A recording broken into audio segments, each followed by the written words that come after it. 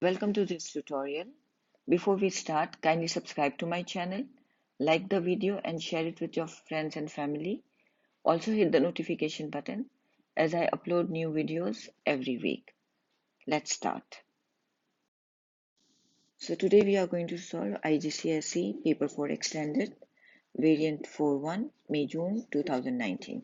Let's start. The first question is about transformations.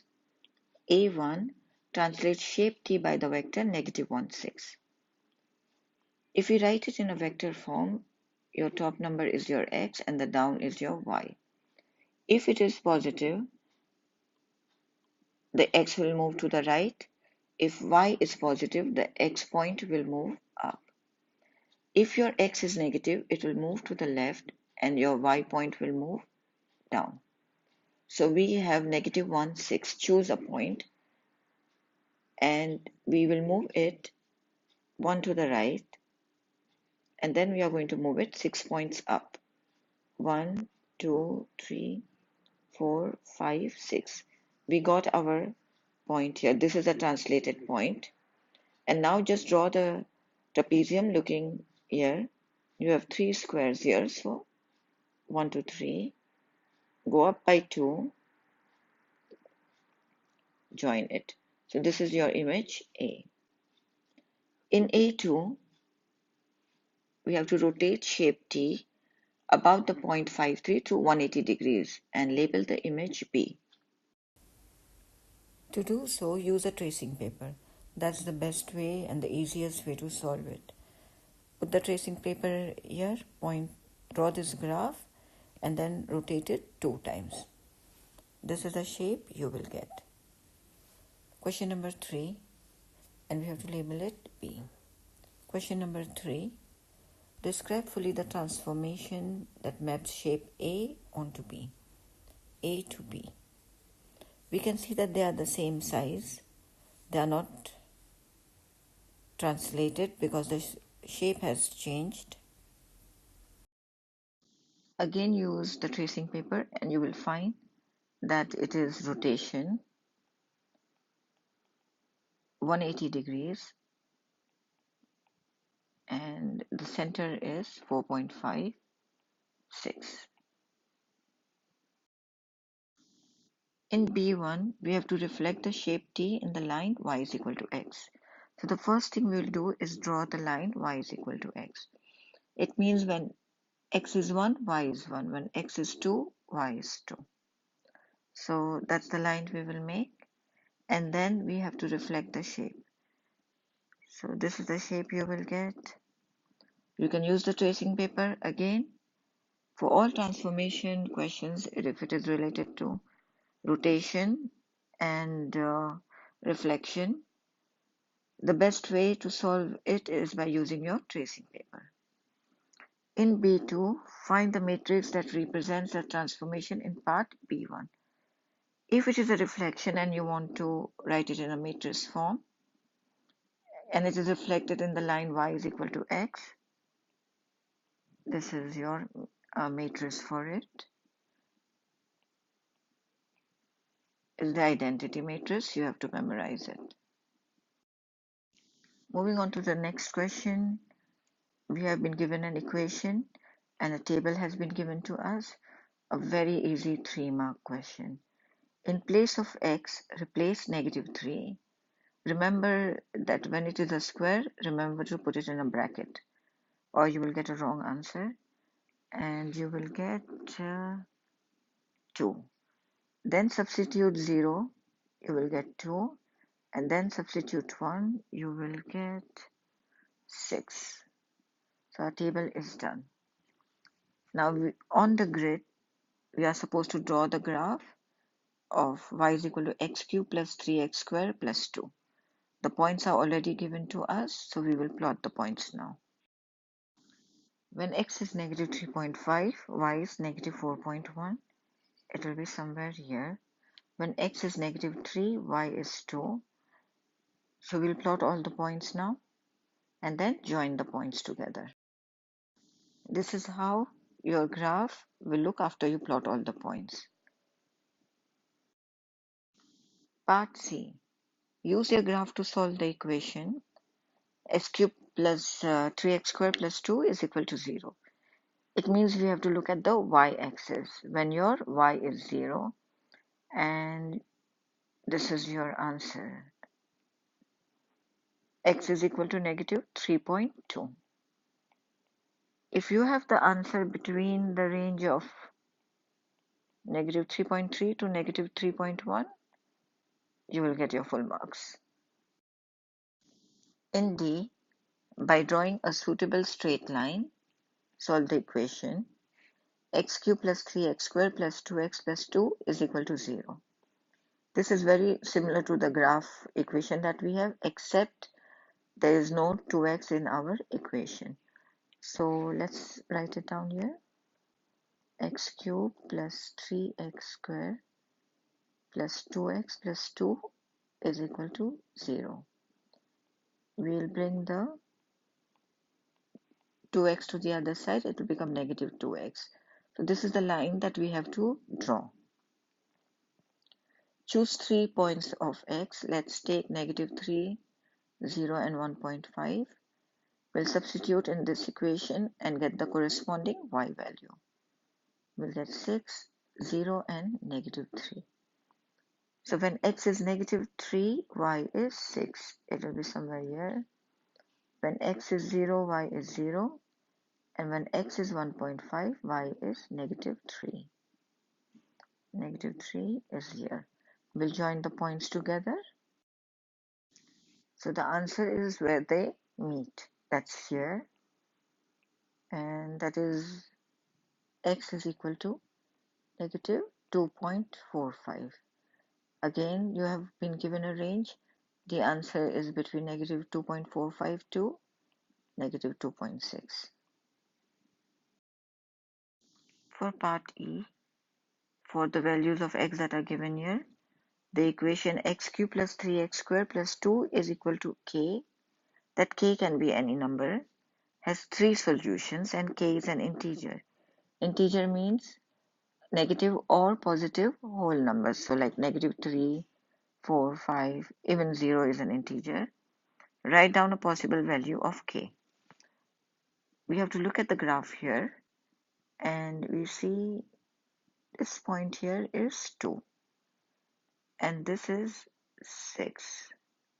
So the numbers between 2 and 6, if we draw a line, suppose you are drawing a line anywhere in between, you will see that it cuts the graph at 3 places. So it has 3 solutions. That's what it means. K can be 3, 4, or 5. Any value you can write and it will be accepted.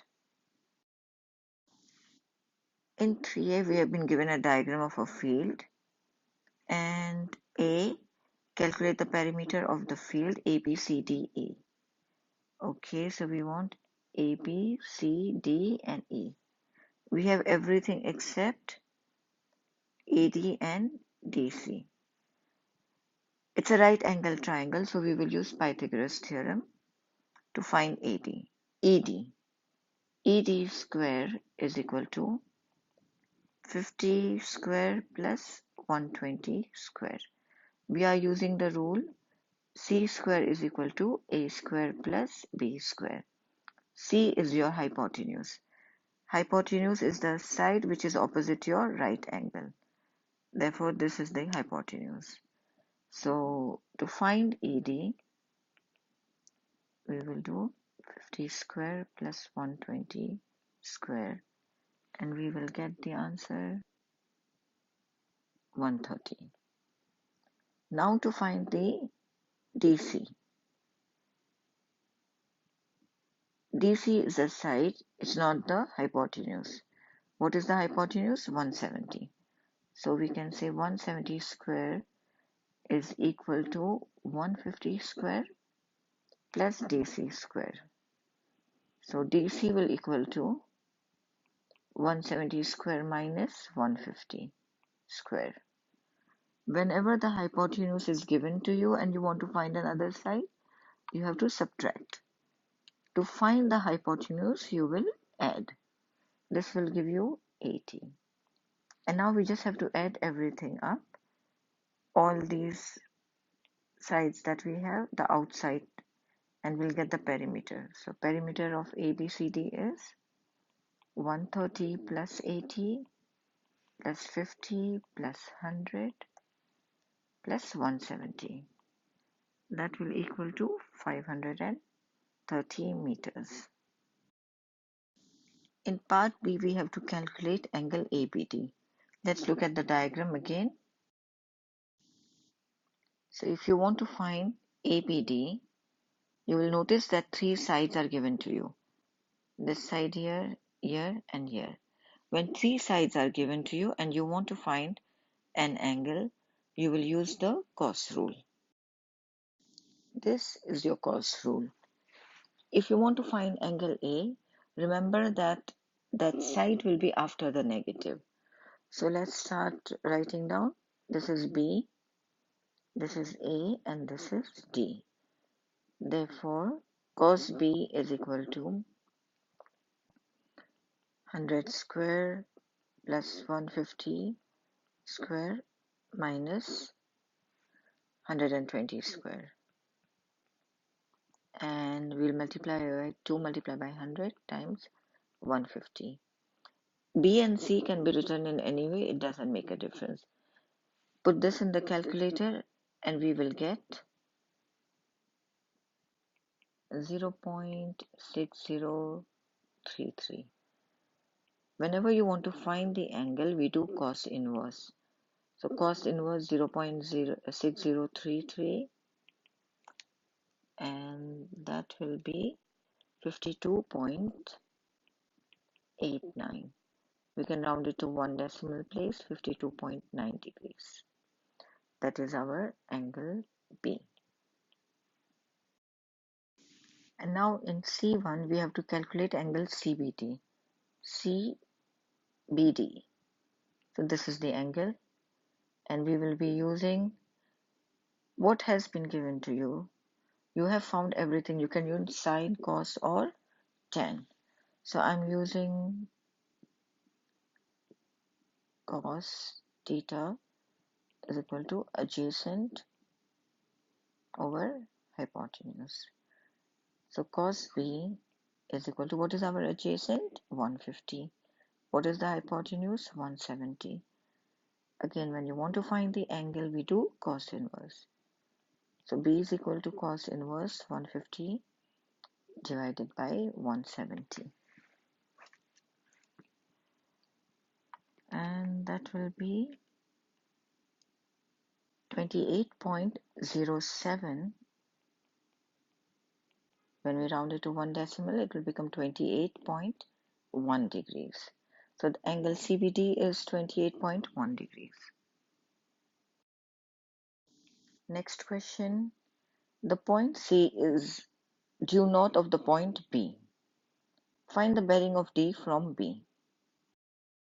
So we have to find this bearing here.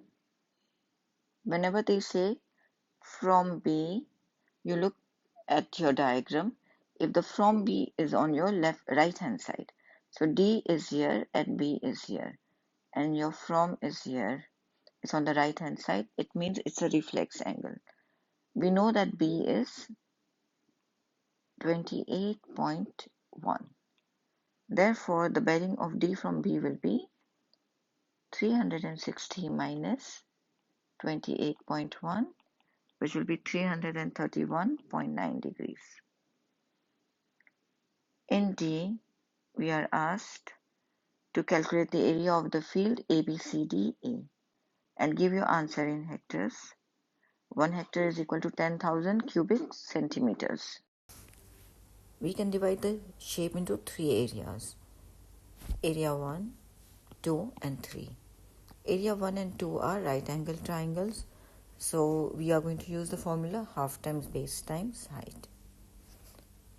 That will give us, the first one, your base is 50 and your height is 120.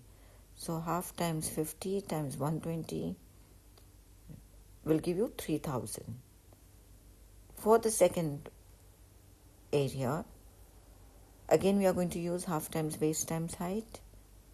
Your base is 80, which we found before, and your height is 150. So half times 80 times 150, 6,000. For the third area, we have, it's not a right angle triangle. We have got two sides and an included angle. We can use the formula half AB sine C. So we'll write half times 100 times 150 times sine 52.9, and that will give us 5,981.88. Now we are going to add all the three areas together and we'll get 14,981.88 square meters. This is. They want the answer in hectares, and they've also given us the unit transformation conversion. 1 hectare is 10,000 square meter. So we are going to divide this by 10,000 and we will get 1.498. When you round this, you will get 1.5 hectares. So the total area of the field is 1.5 hectares. In this question, we have been given test scores of 14 students. We have to find the range, mode, median, and mean of the test scores. When you have to solve a question like this, you have to arrange the numbers from small to big. To find the range, we will do highest number minus the lowest number. So you have 27 minus 20, which is 7. Mode is the most repeated number. We can see 21 is here 5 times. So the answer is 21. To find the median, you can cancel from each side a number. If it is an odd number, you will find one term in the middle. If it is an even number, you will find even number of frequencies. You will find two numbers. Add the two numbers together, 22 plus 23, divide by 2. The answer is 22.5. To find the mean, we have to add all the numbers and divide by the frequency. When we add all the numbers, we will get 318. And the frequency is 14, so divide by 14. This will give us 22.7. In 2, a student is chosen at random. Find the probability that the student has a test score of more than 24. More than 24, there are 3 students. So 3, and the total number of students are 14. 3 over 14. In part B, Petra records the score in each test she takes. The mean of the first n scores is x. The mean of the first n minus 1 scores is x plus 1. Find the n score in terms of n and x and give your answer in its simplest form. To find the n score of n and x, we will multiply n by x, and from that we will subtract the multiplication of n minus 1 by x plus 1. So n multiplied by x is nx, bracket n minus 1 and x plus 1. So we'll open this bracket up. N times x is nx plus n. This multiplied by this negative x and negative 1.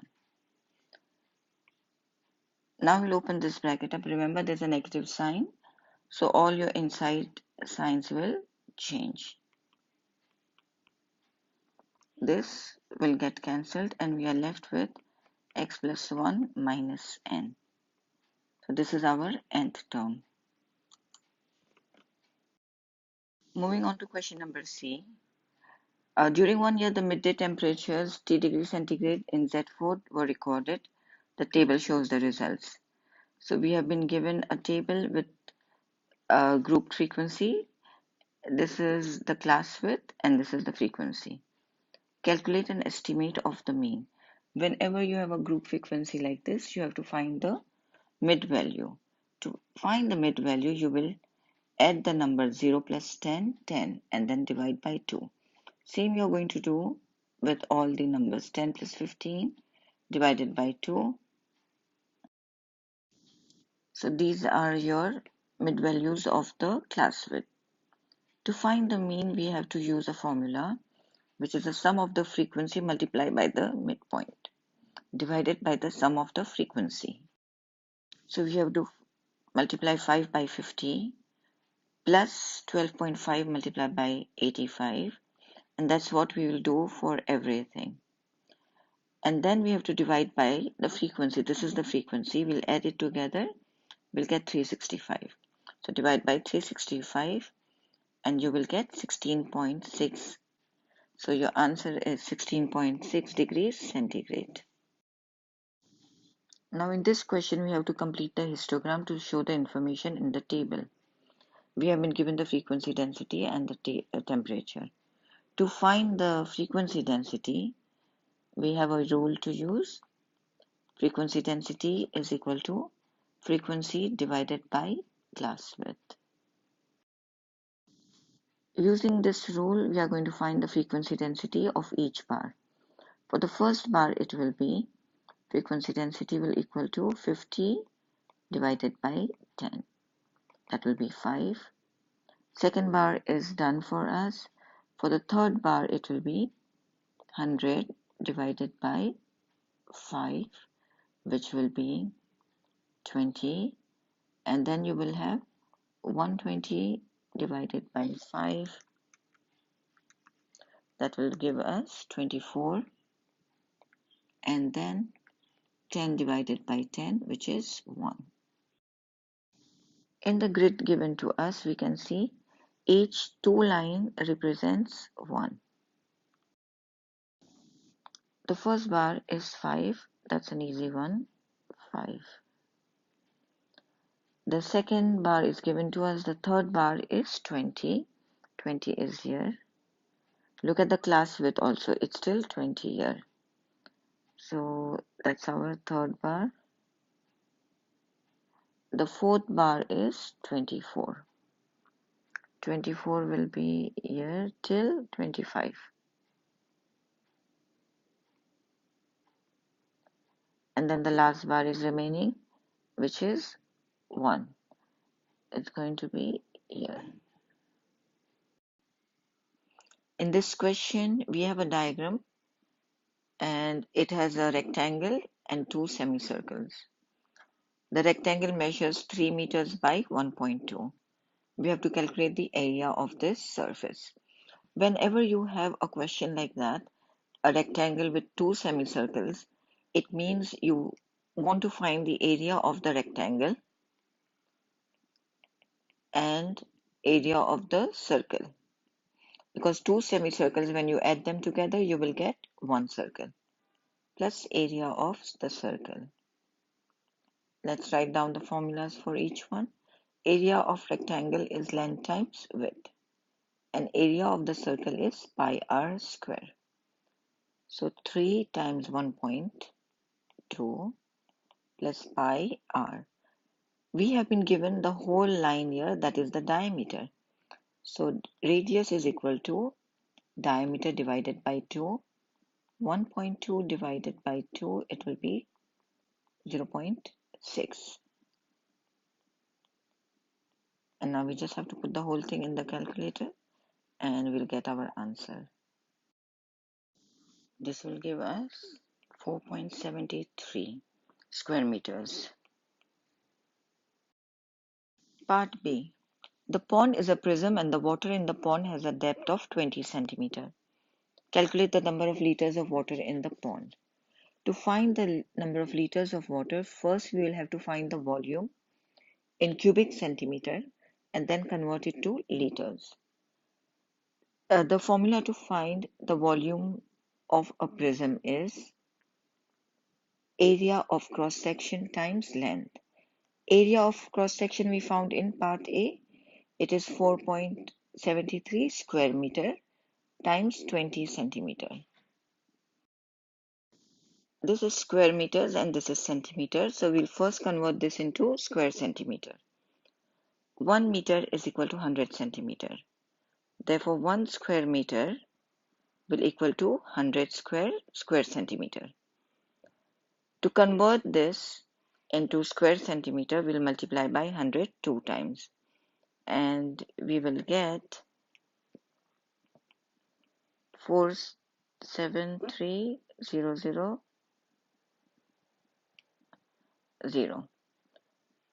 And now we'll multiply by 20.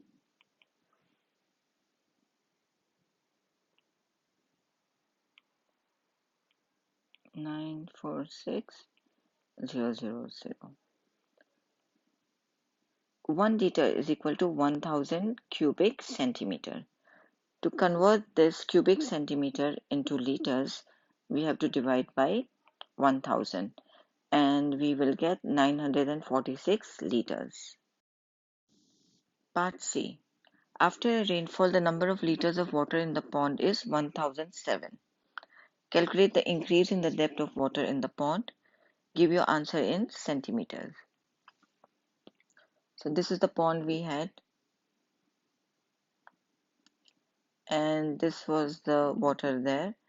We found in part B, I think, that it is 964 liters. Now, after the rainfall, there is more water in it. The total is 1007 liters.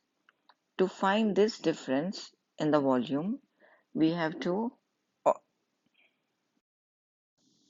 after a rainfall, the number of liters of water in the pond is 1007. Calculate the increase in the depth of water in the pond. Give your answer in centimeters. So let's just draw a sketch to understand properly.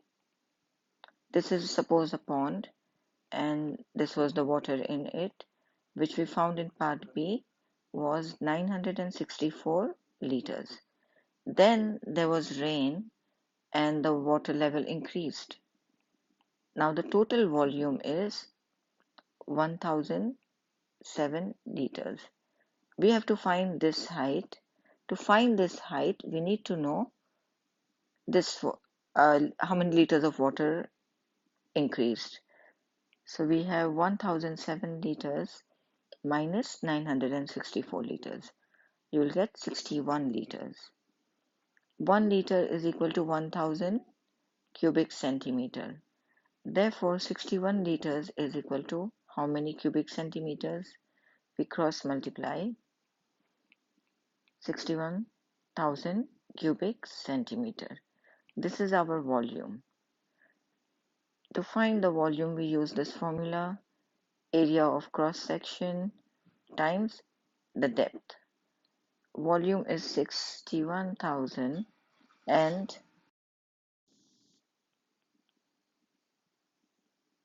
square meters. We have to change the square meters into centimeters. So to do that, we will have to multiply by 100 two times. Put this whole thing in the calculator and you will get 1.289. If you round this up, you will get 1.29 centimeter. That is your depth. So question number 6 is a Venn diagram question, and we have been given some information. F is the students who play football, B who play baseball. Total number of students 240. Out of the 240 students, 120 play football, 40 play baseball, 90 play football but not baseball. In part A, we have to complete the Venn diagram. So this is the first thing that we are going to plot in: 90 students who play football but not baseball. Total number of students who play football are 120. So this whole circle is for football. So to get the balance here, you'll do 120 minus 90, which is 30. And the students who play baseball are 40. So this whole circle is for baseball. You have the intersection. To find the ones who play only baseball, you will do 40 minus 30, which is 10. You add this up, you will get 130. But we have that the total number of students are 240. So you subtract them, you will get 110. These are the students who don't play football or baseball. In B, we have to find the number of F complement intersects B complement. What does this mean? You can say that in part B, you have to find the number of students F complement intersects B complement. This can also be written in another way, F union B complement. Instead of the word complement, learn to use the word not. It makes you understand things more easily. So you want F union baseball not. This whole thing is your union. So what is F union B not going to be? The outside part. So it is 110. In C, a student in the school is chosen at random. Find the probability that this student plays baseball but not football. We can see that number 10 is the number of students who play baseball but not football. When you are writing probability, you must always write the total below. So it is 240 number of students, right? So 1 over 24. Part D. Part D. Two students who play baseball are chosen at random. Find the probability that they both also play football. So we have to only choose from the students who play baseball. How many of them are there? Total 40. And they should also play football. So it will be 30 over 40. And then because you removed one student, you're going to get 29 students who play football.